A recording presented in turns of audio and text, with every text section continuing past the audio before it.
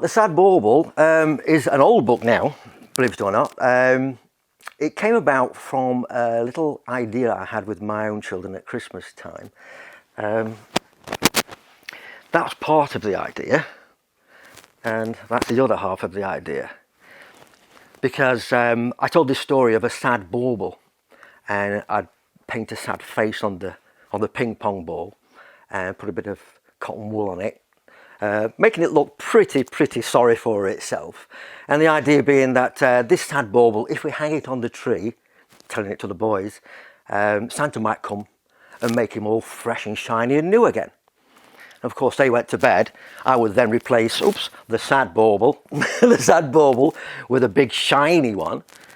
So when they came back downstairs, of course, Santa's been. He's made the sad bauble all nice and shiny again. Well, of course, eventually they grew out of that story, but I thought I'd put it down in writing because I really liked it. It meant a bit of something to me, really, and I tried to publish it.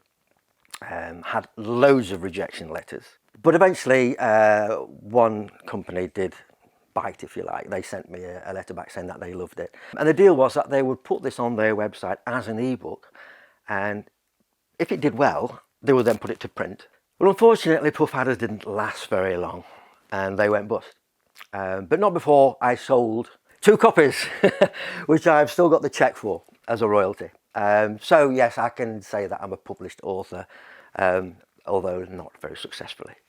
So you mentioned 2002, we think this is going back to. So why now? Why is the time to bring the Sad Bauble back into people's minds and their attention span again?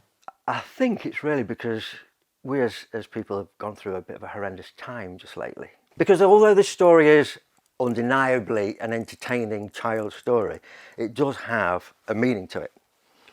And that meaning is the true meaning of Christmas, if you like.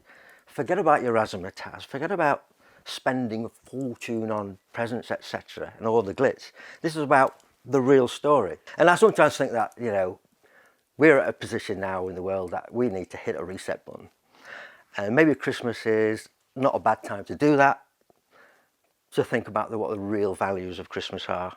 Now, this story, you can read the story and you can take on board that message if you want to, or you can read it for what it is, which is a nice little story to tell your kids at bedtime. Get a ping pong ball, put it on the tree, let them believe that Santa came down and made this beautiful bauble. It's up to you. And the main question then is, where do people get it? How do they get involved? At the moment, it is as a download on Amazon. It was a heartfelt story when I used to tell it. It was heartfelt when I wrote it. And like I say, I think the time is pretty right now for it to be shared.